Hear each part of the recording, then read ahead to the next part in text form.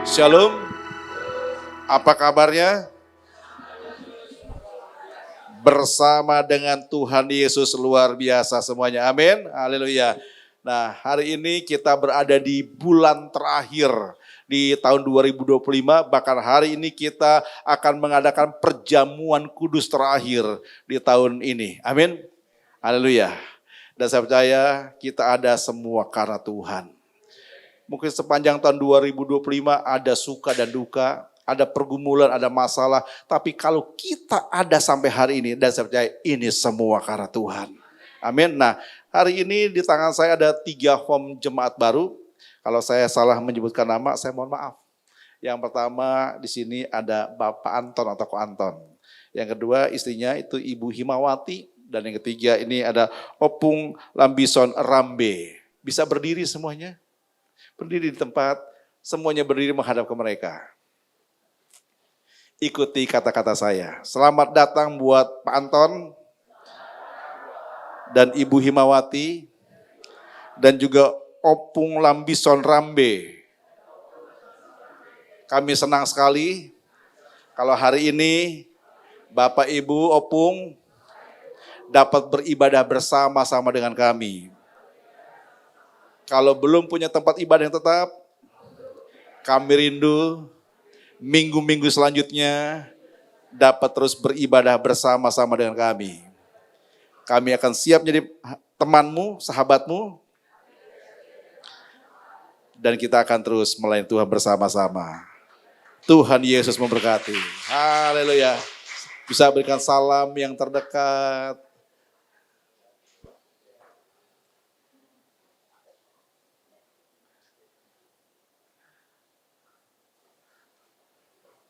Oke.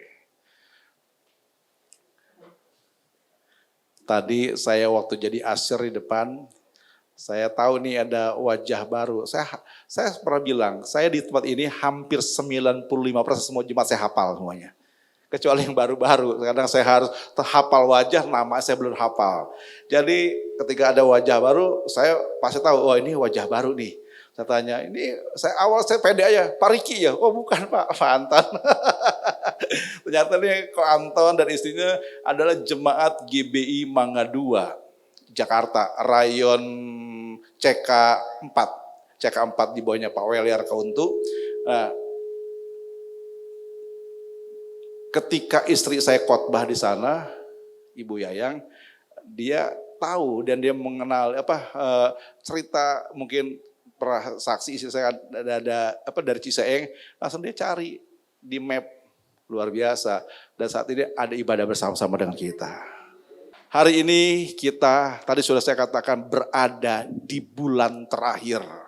Nah biasanya kalau udah bilang terakhir, waduh, biasanya kalau udah terakhir ini pasti udah kita mau jor-joran, mau pur-puran, kita mau geber terus pokoknya yang paling terakhir ini. Amin.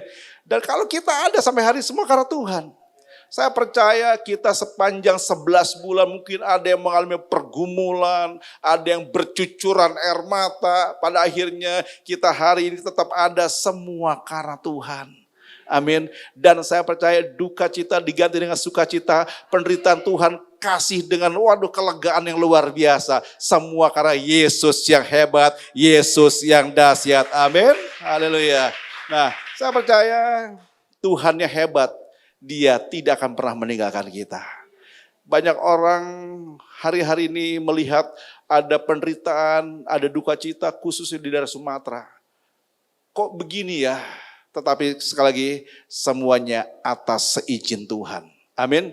Tapi kalau kita menilik juga mungkin juga ada pihak-pihak tertentu, mungkin oknum-oknum yang melakukan mungkin pembalakan liar dan sebagainya sehingga terjadinya longsor, erosi dan sebagainya. Tetapi sekali lagi kita berdoa buat sahabat-sahabat kita, saudara-saudara kita yang ada di Sumatera, baik di Padang, baik di Sibolga, di Aceh, di Medan, biar semuanya Tuhan tolong mereka semua. lewat instansi terkait, lewat yayasan-yayasan mungkin atau siapa saja, biar mereka cepat mengirimkan bantuan menolong mereka semua. Bahkan nanti kita, persembahan kedua kita akan persembahkan buat saudara-saudara kita yang mengalami bencana alam yang ada di Sumatera. Dan selagi semuanya biarlah kita mau tetap saling mengasihi. Amin.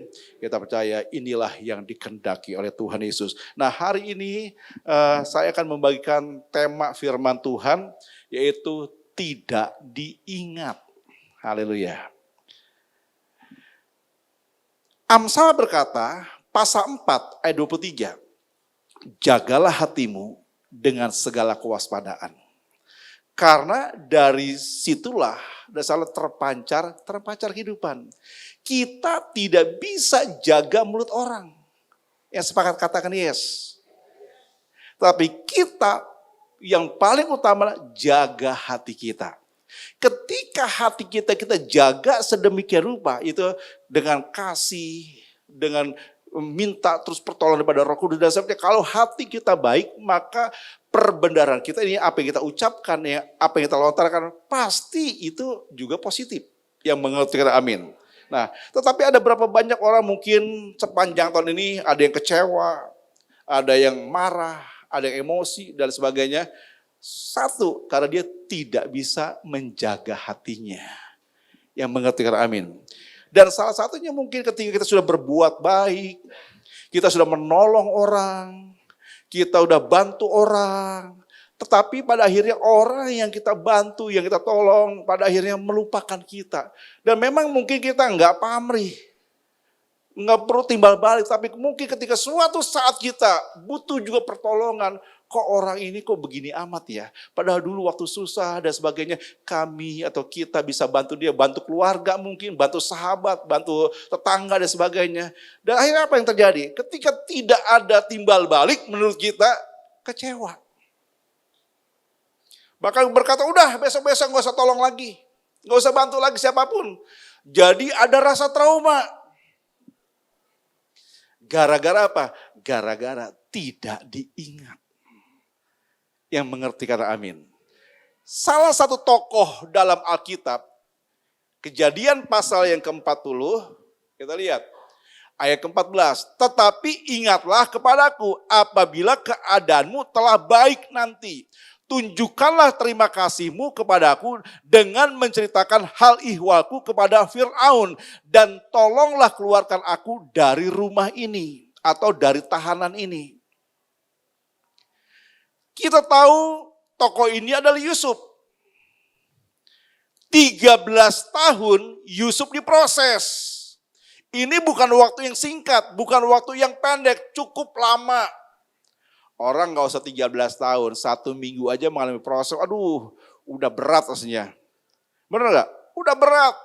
Apalagi banyak orang yang gak kuat bisa depresi, bahkan akhirnya dia memilih jalan pintas. Dan kita tahu bahwa Yusuf bukan karena dia melakukan kesalahan. Dia membunuh, dia berbuat kejahatan, dia masuk penjara karena korban fitnah. Difitnah oleh istrinya Potifar. Bahkan perjalanan hidup Yusuf itu penuh dengan pergumulan dan penderitaan. Tetapi pada akhirnya, orang benar itu benar-benar tidak pernah ditinggalkan oleh Tuhan. Amin. Ketika dia di dalam tahanan, dia kemudian satu sel di dalam tahanan dengan juru minum dan juru roti. Juru minumnya Fir'aun dan juru rotinya Fir'aun. Memang tidak diceritakan secara detail kenapa mereka bisa dijebloskan. Mungkin karena salah ngeracik minuman. Seharusnya mungkin minum susu, pagi hari dikasih kopi, saya nggak tahu. Apakah kurang manis atau kurang asam, terlalu asam, saya tidak tahu. Tidak diceritakan secara detail, yang jelas mereka akhirnya dijebloskan dalam penjara. Pokoknya suka-suka raja. Raja kan undang-undang, raja pada zaman itu. Pokoknya salah sedikit, apalagi nggak punya hati, nggak punya belas kasihan, sikat habis semuanya. Jebloskan dalam penjara. Penguasa soalnya. Dan kemudian juru roti, apa kurang salah racikan, harusnya pakai mungkin daging asap, dikasih atau mungkin kebanyakan saus, saya nggak tahu. Akhirnya dijebloskan dalam penjara. Singkat cerita semuanya ngumpul di sana, ketemu yang Yusuf. Dalam penjara Yusuf pun dikasih oleh kepala penjara. Luar biasa, 13 tahun Yusuf mengalami proses. Ketika dua orang ini menjadi penghuni, tiba-tiba mereka murung. Mereka gelisah. Singkat cerita, mereka akhirnya terbuka. Karena Yusuf tanya mereka. Dimulai dari juru minum. Dia cerita tentang mimpinya. Singkat cerita, Yusuf menafsirkan mimpinya. Dan dikatakan dalam 3 hari, kamu akan memperoleh posisimu kembali. Akan diangkat oleh Firaun dengan jabatan yang sama yang seperti engkau sudah raih. Wah, dengar artinya bagus nih, keren nih. Waduh, juru roti, waduh, pasti ini posisi kembali lagi nih. Dia ceritakan, beda tafsirannya, beda artinya. Dalam 3 hari kamu akan digantung. Waduh, tahu-tahu gitu saya nggak cerita mungkin ke Yusuf nih. Bikin shock, bikin darah naik ini, bikin stres. Ya, betul, apa yang diungkapkan oleh Yusuf, juru minum kembali diangkat dan juru roti benar-benar digantung. Nah, ketika arti mimpi buat juru minum itu bagus, Yusuf ngomong, tetapi ingatlah kepadaku, apabila kamu telah baik nanti, tunjukkanlah terima kasihmu kepadaku. Ini agak sedikit pamrih nih Yusuf di sini. Dengan menceritakan hal ihwalku kepada Firaun, dan tolonglah keluarkan aku dari rumah ini.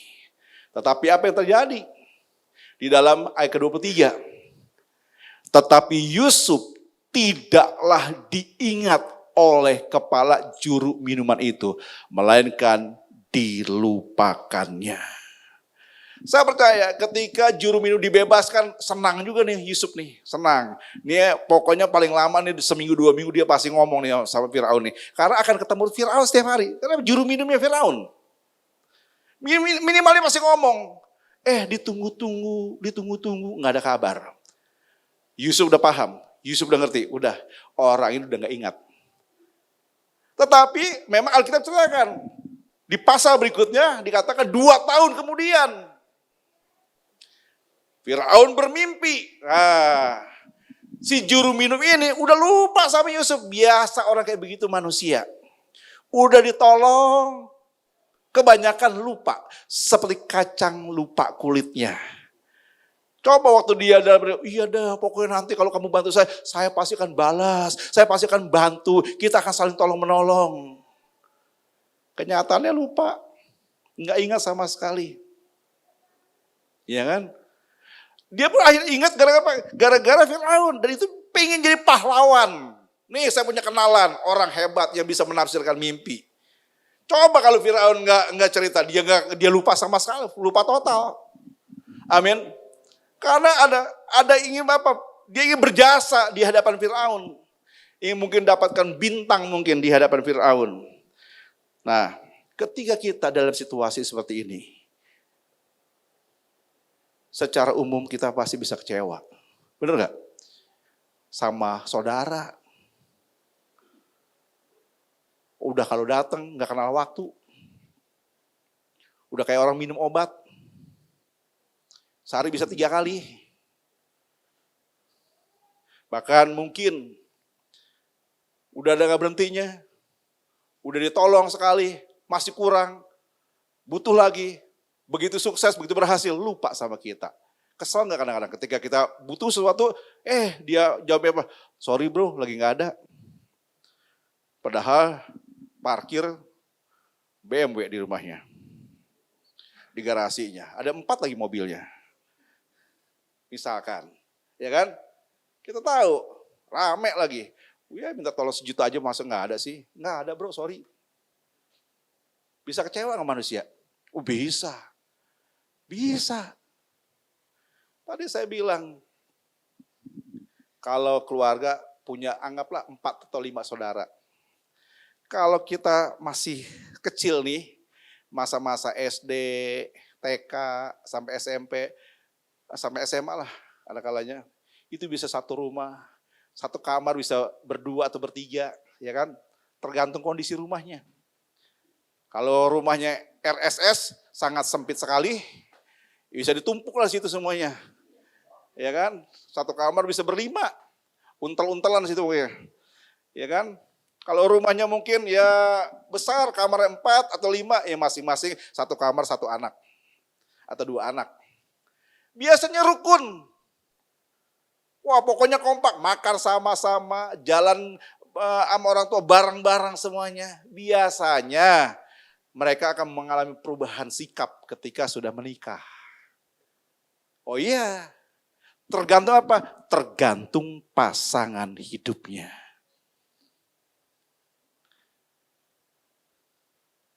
Apalagi 5, 2 sukses, 3 enggak sukses. Ya kan? Yang sukses ini, satu suku sih, beda kota misalkan. Seiman sih, beda suku misalkan. Sukses nih 2, datanglah kokoknya ke rumahnya. Cong, aduh si ini belum bayaran kuliah. Oh gitu ya? Semester berapa sekarang dia?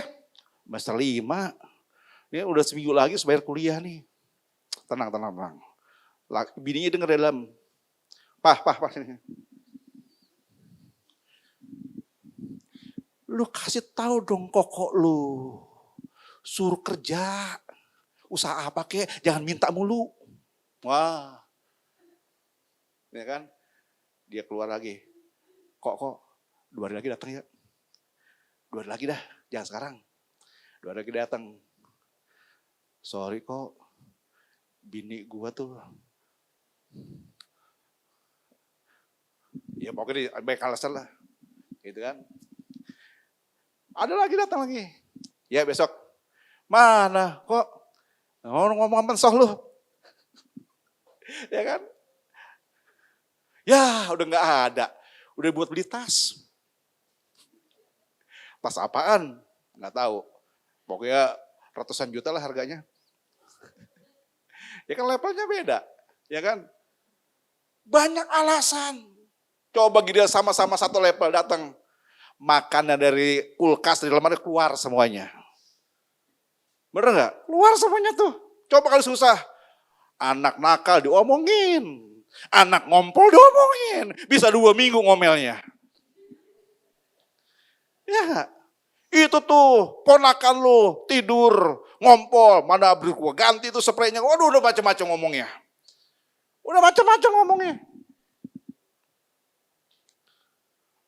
Urusan nakal diomongin, coba kalau sama-sama satu level. Mau nakal, tenang biarin.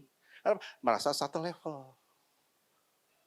Padahal kita ini sebagai saudara tidak boleh membedakan. Apalagi yang susah. Dia mungkin sedang butuh. Apa salahnya kita ajak makan? Apa salah diberlakukan yang sama? Yang mengerti, amin. Tidak selamanya dia pun akan mengalami penderitaan. Suatu saat dia pun pasti akan berhasil dan dia akan ingat. Tapi seringkali manusia lupa. Seringkali bocengli. Nggak ingat lagi dengan jasa-jasa yang pernah dia terima daripada orang tersebut. Akhirnya apa? Kecewa kita. Tetapi Alkitab berkata, poin hari ini, ayo kita lihat. Next. Sikap seperti apa yang harus dilakukan saat tidak diingat? Poin yang pertama, tidak usah kecewa. Kok diem? Amin dong kita, amin. Jangan ada syarat ini pokoknya. Pokoknya amin aja. Kenapa? Karena Galatia pasal 6 ayat 9 berkata apa? Janganlah kita jemu-jemu berbuat baik. Karena apabila sudah datang waktunya, kita akan menuai jika kita tidak menjadi lemah. Kita menolong, kita membantu bukan untuk mendapatkan pengakuan. Bukan kita untuk mendapatkan timbal balik. Bukan kita untuk mendapatkan pamrih. Tapi kita melakukan semua karena perintah Tuhan. Amin. Janganlah kita jemu-jemu berbuat baik.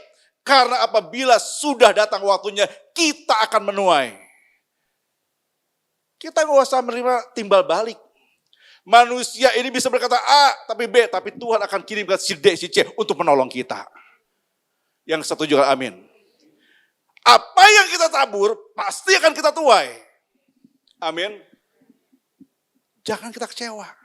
Orang udah kecewa, akhirnya apa? Kapok. Trauma untuk berbuat baik lagi. Alah, nggak usah. Gue males nolongnya. Males. Ketika kita menolak berbuat baik, kita sedang terjebak dalam kegelapan. Yang mengerti kata amin. Yang mengerti kata amin. Banyak orang akhirnya kecewa. Disamaratakan semuanya. Males, trauma. Berarti kita belum serupa dengan Yesus. Semasa Yesus pelayanan, berapa banyak orang disembuhkan oleh Tuhan Yesus. Berapa banyak orang sudah diberi makan oleh Tuhan Yesus. Yang buta melihat, lumpuh berjalan, bahkan mati bangkit kembali, anak muda dinain, Lazarus dan lain sebagainya. Diberikan makan, lumpuh berjalan semuanya. Tapi ketika Yesus disiksa, Yesus salibkan, semuanya meninggalkan Yesus. Bahkan para murid ketakutan meninggalkan Tuhan. Bahkan Petrus menyangkal Yesus. Apakah Yesus kecewa? No. Yesus tidak pernah kecewa. Sekalipun dia ditinggalkan. Yesus tidak pernah kecewa. Tapi dia berkata, Tuhan, ampuni mereka. Kepada orang-orang jahat. Orang-orang menyalibkan dia. Tuhan, ampuni mereka. Dan Yesus tetap terbukti mengunjungi para muridnya. Yang mengerti, amin. Kita harus sama seperti Yesus. Kekristenan kita akan nampak, kedewasaan kita akan nampak buahnya ketika kita terus tetap berbuat baik. Sekalipun orang itu tidak ingat sama kita, sekalipun orang itu sudah melupakan kita, dan kita lakukan firman Tuhan. Jangan jemu-jemu berbuat baik. Yang mengerti amin. Ini yang Tuhan mau. Dikatakan oleh William Barclay, tugas kita adalah menabur kebaikan, bukan menunggu pengakuan. Jadi hari ini, sekali lagi, kita semua sama-sama, kita harus terus mengalami progres kerohanian kita. Semakin hari, setiap bulan, setiap tahun, semakin serupa dengan Kristus. Yang mengerti amin. Saya percaya, ketika kita melakukan kebaikan, terus berbuat baik, inilah yang dikehendaki oleh Tuhan. Amin. Dikatakan yang berikutnya, kita lihat poin yang kedua. Sikap seperti apa yang harus kita lakukan saat tidak diingat? Biasakan untuk terus tetap berbuat baik.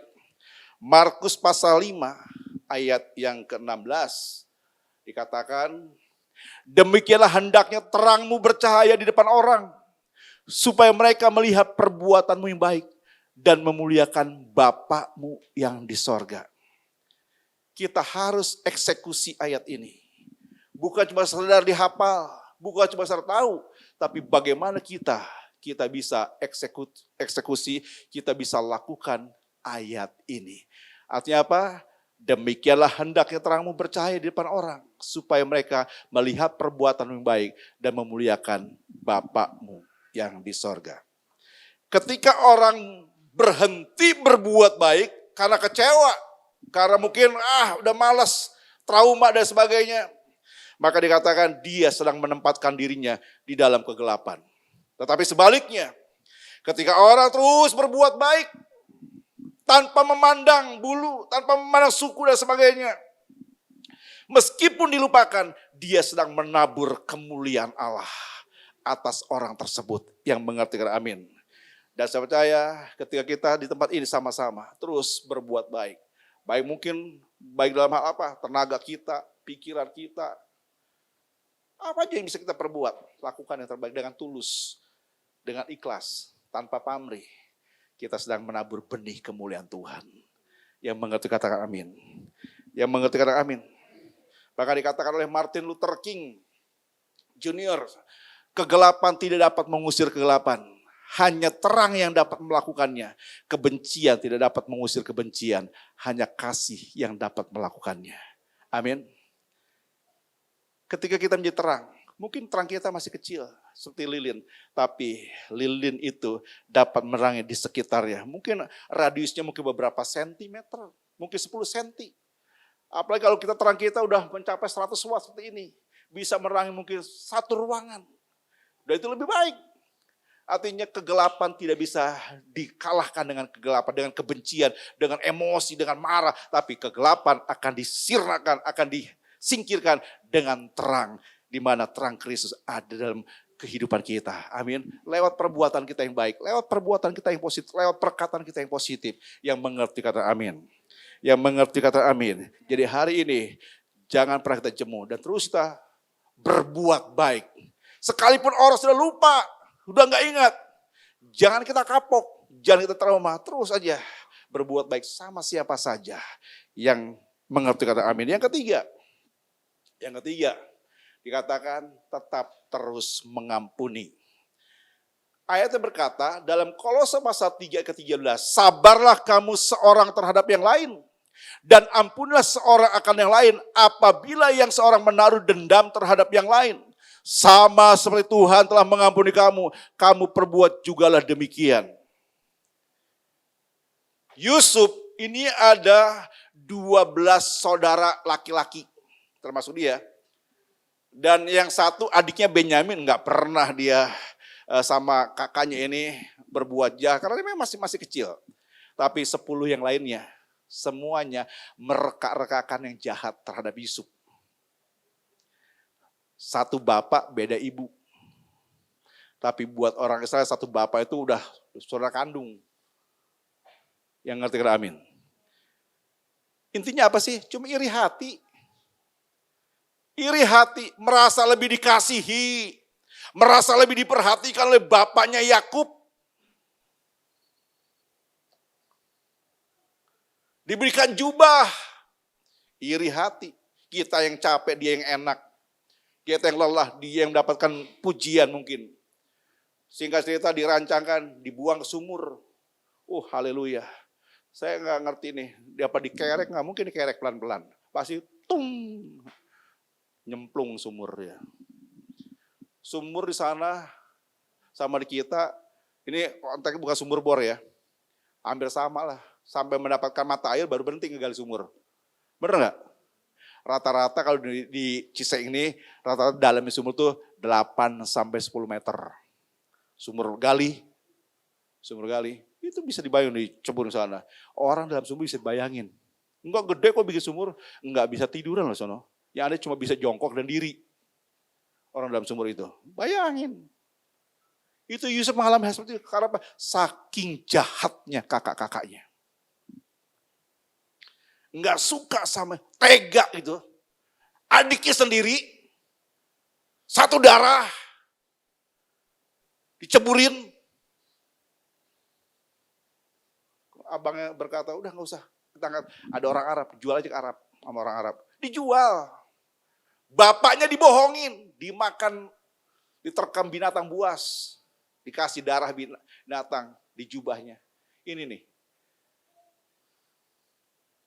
Tetapi apa terjadi? Yusuf itu punya hati itu berbeda. Kalau kita kayak begitu, lihat. Saudara sendiri satu kandung bisa saling gugat. Bisa ada di pengadilan.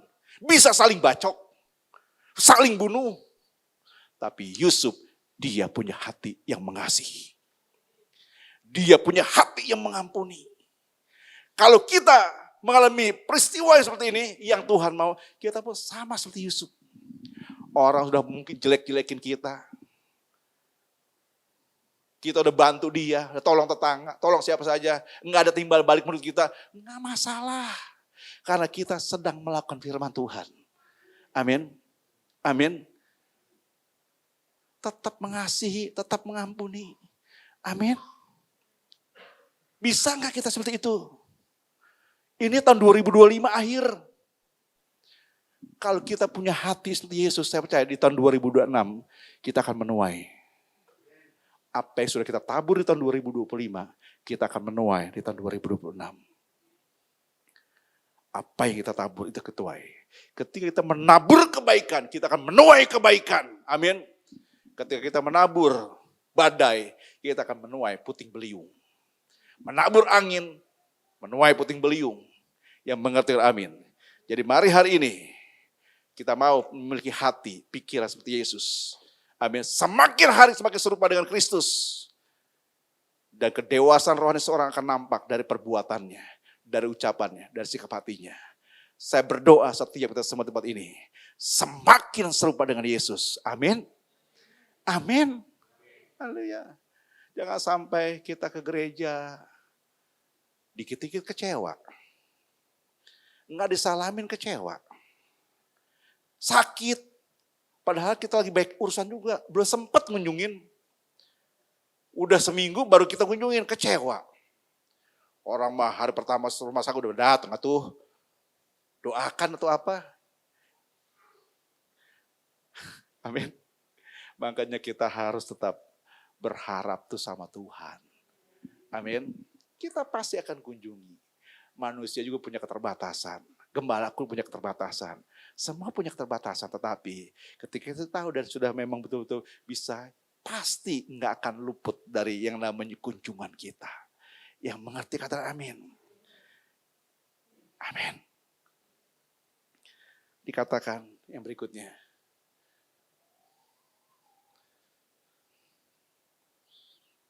Yang keempat, biasakan untuk tidak berharap kepada manusia. Yusuf sadar, Yusuf tahu, ini pasti lupa. Ya udahlah, terserah. Dia tetap melakukan tugasnya seperti biasa. Dia tetap melayani dalam penjara. Dan dia tetap mengandalkan Tuhan. Dia tidak pernah kecewa.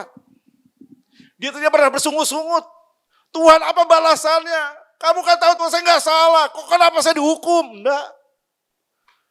Dia tetap bersyukur. Amin. Amin. Ayatnya berkata seperti ini.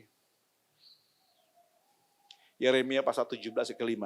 Beginilah firman Tuhan, terkutuklah orang yang mengandalkan manusia, yang mengandalkan kekuatannya sendiri, dan yang hatinya menjauh daripada Tuhan. Dikatakan terkutuklah orang yang mengandalkan manusia. Jangan kita pamrih sama orang. Jangan terlalu berharap sama orang. Hari ini bisa ngomong B, tapi dia nanti sore atau siang atau besok bisa beda lagi omongannya. Makanya orang tuh saking gak percaya zaman sekarang tuh sampai bikin soal perjanjian di notaris. Karena apa? Takut dikhianati. Bahkan lebih parah zaman sekarang. Orang nikah, orang biasanya kelas-kelas atas ada perjanjian sebelum nikah, harta gono gini. Oh iya. Mari kita semua tempat ini. Sekali lagi, jangan pernah kita berharap sama manusia. Ayatnya berkata apa? Ayat yang ke-7. Diberkatilah orang yang mengandalkan Tuhan. Yang menaruh harapannya kepada Tuhan. Yang setuju katakan yes. Haleluya. Pelayanan saya di tempat ini sudah 25 tahun sebagai gembala. 25 tahun. Ini kebanyakan udah wajah-wajah baru. Karena ini doa kita sejak dulu, sejak 25 tahun yang lalu. Biar dari berbagai daerah, berbagai suku kumpul semua di tempat ini. Dulu nih 25 tahun yang lalu hampir 99% di tempat ini Cina Benteng. Bener, gak ada orang Batak, gak ada orang Jawa. Hampir semuanya 99% Cina Benteng. Tapi karena doa kita, orang Batak mulai berdatangan. Orang Jawa mulai berdatangan. Orang apalagi Manado mulai berdatangan. Karena kita berdoa biar segala suku bangsa datang ke tempat ini. Amin. Amin. Saya hanya mengandalkan Tuhan. Dulu kita dipandang sebelah mata di sini. Jalanannya udah kayak kubangan kerbau. Makanya orang malas datang ke sini. Tapi kita memang sudah Tuhan perintahkan, Tuhan suruh mengucap syukur aja. Anda kata bawa dalam doa jiwa-jiwa setiap hari. Bawa dalam doa. Dulu dibilang apa? Gereja banyak angkot sini. Oh iya, kalau nggak ada angkotnya, nggak ada jemputan, nggak ke gereja. Bingung orang nggak ada transportasi yang lancar, keuangan agak sulit, maka dijemput-jemputin. Sampai 8 angkot, 10 angkot. Dari berbagai daerah. Salah satu saya yang jemput-jemputin. Mana ada gembala yang jemput-jemputin jemaatnya. Belum mandi, saya tungguin. Amin, itu saya. Itu zaman dulu, tapi sekarang puji Tuhan, saya doa. Enggak selamanya naik angkot ibu ya. Mulai agak beda, saya kasih mulai. Oh iya dong, harus punya iman. Nanti punya motor sendiri, punya mobil sendiri. Baru dia oh iya bener juga. Udah sensi aja. Wah kayaknya udah mulai nggak mau jemputin nih. Ya kan masih kita lebih baik, semakin lebih baik. Ya ngerti, amin. Dan puji nama Tuhan sampai hari ini. Jemaat umum udah gak ada yang pakai angkot. Amin. Bahkan parkiran sudah mulai sesak. Penuh. Amin. Kendala lagi nih. Kita beriman lagi berharap sama Tuhan. Biar nanti Tuhan kasih tanah. Untuk bisa menampung ratusan mobil. Amin, berikan tepuk tangan bagi Allah kita. Tanah itu semurah apapun kalau nggak ada duitnya nggak bisa kebeli. Bener nggak? Semahal apapun kalau duitnya ada kebeli. Amin, saya makin berdoa buat jemaat semuanya. Biar diberkati Tuhan. Dan jangan lupa sama Tuhan. Amin, haleluya. Karena semua datang dari Tuhan. Kita udah 3 kali ibadah. 2026 bisa aja kita 4 kali ibadah, 5 kali ibadah. Nggak ada yang mustahil. Amin. Haleluya. Tapi jangan lupa harus siap di jadwal. Jangan 3 kali, maunya sekali. Dibikin 2 kali, maunya sekali. Kalau udah 7 kali, mas minimal 3 kali satu orang. Amin. Haleluya. Nah, dikatakan yang berikutnya, kita lihat. Bagian yang terakhir. Yang kelima. Ini dia yang kelima. Tetap bersukacita dalam segala hal. Ini yang harus dilakukan. Kondisi apapun, situasi apapun, kita harus tetap mengucap syukur dan bersukacita. Orang yang hidupnya mengandalkan Tuhan, udah gak lagi berharap sama manusia, gak terlalu bergantung sama manusia, dia pasti bisa bersukacita. Yang mengerti kata amin. Oh iya, kita mengandalkan Tuhan aja. Benar-benar mengandalkan Tuhan. Saya percaya kalau kita mengandalkan Tuhan, dia selalu ingat setiap seruan kita. Dia selalu ingat setiap doa-doa kita. Cara itu ajaib, dia bisa menolong, mengutus siapa saja untuk menolong kita. Yang mengerti kata amin. Karena ayat berkata apa? Ayatnya, bersukacitalah senantiasa dalam Tuhan. Sekali lagi kukatakan, bersukacitalah. Hati yang gembira adalah obat yang manjur. Yang setuju kata amin. Kalau Anda stres, pertama cepat tua. Yang kedua, penyakit itu akan datang. Kalau banyak pikiran, penyakit lambung salah satunya. Kena lambung lah, darah naik lah dan sebagainya. Puji nama Tuhan, semuanya setia sampai hari ini. Amin. Tetap bersukacita. Saya orangnya dibawa enjoy aja saya. Nggak mau dibawa emosi, nggak mau bawa pikiran. Bawa enjoy aja. Toh Tuhan yang atur semuanya. Termasuk kehidupan saya, Tuhan yang atur semuanya. Amin. Saya percaya Tuhan yang tidak pernah meninggalkan saya. Saya mau belajar setia sama Tuhan. Maka saya pernah bilang sama istri saya nih kalau memang udah waktu Tuhan, saya kalau mau dipanggil dalam keadaan baik, dalam keadaan sehat. Nggak mau nyusahin orang saya. Ada orang sakit dulu, payah dulu, udah digotong-gotong, udah ada pispot di situ. Waduh nggak mau saya. Nggak mau nyusahin istri, nggak mau nyusahin anak. Dalam keadaan sehat, mau dipanggil Tuhan, itu yang saya mau. Tapi ingat, saya minta semua sampai 85 Tuhan. Kalau bisa 85 Tuhan. Kalau bisa ya kan. Kalau 85, saya kan bedanya ini 8 tahun nih Ibu Yayang nih. Kalau saya 85 berarti istri saya berapa? 70? Jangan dikurang-kurangin. 77 kan? Kalau udah 77 nggak akan ada yang mau lagi sama dia. Kalau saya meninggal sekarang masih muda. Amin. Masih muda. Haleluya. Nggak, ini hanya intermezzo, amin. Sebagai biar kita tetap bersuka cita. Amin. Haleluya. Kita berdiri.